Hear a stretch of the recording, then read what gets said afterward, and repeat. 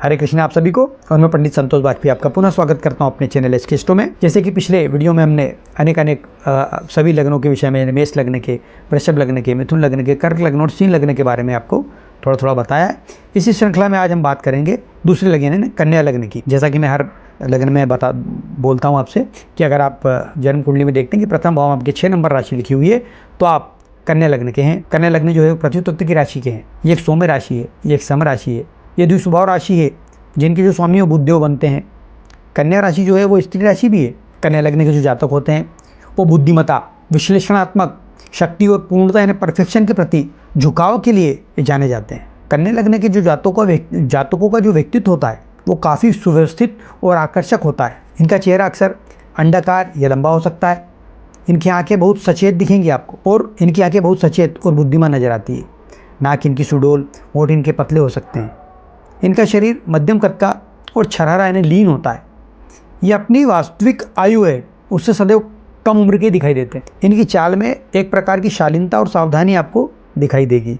चूंकि बुधदेव की 2 राशियाँ हैं, एक मिथुन राशि, दूसरी कन्या राशि, तो बुधदेव की दूसरी राशि और मूल त्रिकोण राशि होने के कारण यहाँ बुधदेव का व्यवहारिक पक्ष अधिक दिखाई देगा आपको। इसमें इनकी जो विश्लेषणात्मक दृष्टि है वह बहुत उत्तम होती है, जिससे ये हर चीज़ का बारीकी से निरीक्षण करते हैं। किसी भी निष्कर्ष पर पहुंचने से पहले तथ्यों और आंकड़ों को जांच करना पसंद करते हैं। किसी भी व्यक्ति या संस्था की बहुत अच्छे से तथ्यों के आधार पर विवेचना और आलोचना कर सकते हैं। ये चाहते हैं कि हर जो इनका कार्य है वो सलीके से हो, सही ढंग से हो। छोटी छोटी गलतियों को भी ये इनके नज़र से बच नहीं सकती, और ये हर कार्य को पूर्णतावादी ढंग से करते हैं, इसलिए तो इनको परफेक्शनिस्ट कह सकते हैं। इनकी व्यवहारिकता इस प्रकार से रहेगी कि ये कल्पनाओं में जीने के बजाय धरातल पर रहकर के कार्य करते हैं और उसी पर विश्वास करते हैं। ये स्वभाव से थोड़े अंतर्मुखी और शांत हो सकते हैं। इनका व्यवहार इस प्रकार का होगा कि ये बहुत जल्दी किसी पे भरोसा नहीं कर पाते हैं। ये तो अपनों पर भरोसा नहीं कर पाते हैं, लेकिन जब करते हैं तो बहुत वफादार साबित होते हैं। इनको अव्यवस्था और गंदगी बिल्कुल पसंद नहीं आती। भले ही कर दें, लेकिन इनको दूसरा कोई करेगा तो उनको पसंद नहीं आती।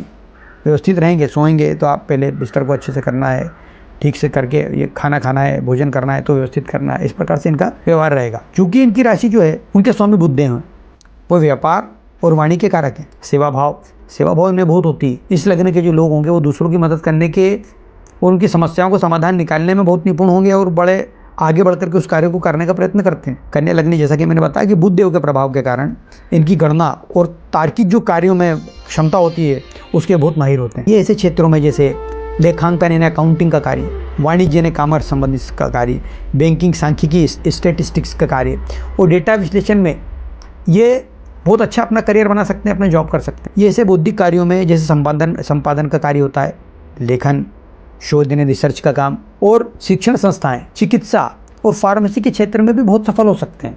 और हमने देखा है कि बहुत से हमारे जातक जो हैं वो इन फील्डों में बहुत सफल हो चुके हैं। ये व्यापार में ट्रेडिंग का कार्य कर सकते हैं, दलाली यानी ब्रोकरेज का कार्य कर सकते हैं। ये ई कॉमर्स जैसे क्षेत्रों में बहुत अच्छे से कार्य को कर सकते हैं।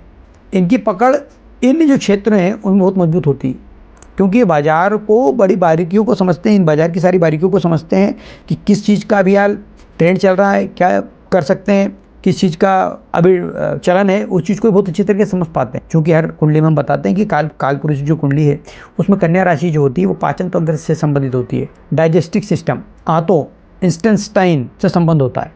इसलिए इनको पेट से जुड़ी हुई समस्याओं का, जैसे कि गैस होना, इसकी शिकायत इनको हो सकती है, और इससे संबंधित समस्याओं से ही इनको रोग भी हो जाते हैं। ये लोगों के साथ में एक समस्या ये होती है कि सोचते बहुत हैं और पूर्णता की चाहत में अक्सर मानसिक तनाव में आ जाते हैं और उसका मानसिक तनाव का शिकार होकर के परेशान होते हैं, जिससे इसका पूरा असर जो है इनके स्वास्थ्य पर पड़ता है। इनको ये हम सलाह देते हैं कि इन्हें खान पान पर अनुशासन, नियमित रूप से योग प्राणायाम करना ही चाहिए, जिससे मानसिक और शारीरिक जो स्वास्थ्य है उस पर अच्छा प्रभाव पड़े।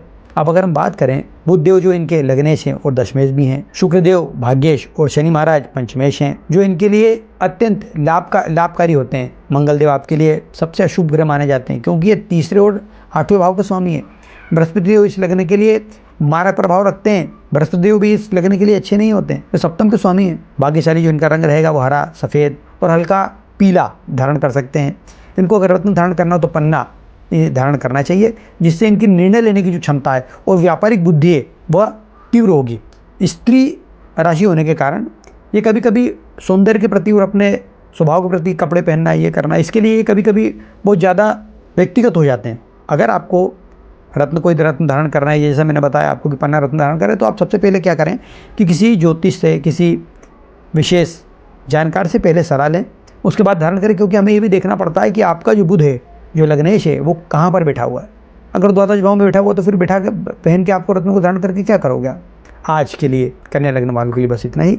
हम पुनः फिर आपके किसी दूसरे विषय लग्न के विषय में हम वीडियो बनाएंगे, फिर पुनः उपस्थित होंगे। तब तक के लिए आप सभी को बहुत बहुत शुभकामनाएं और हरे कृष्ण।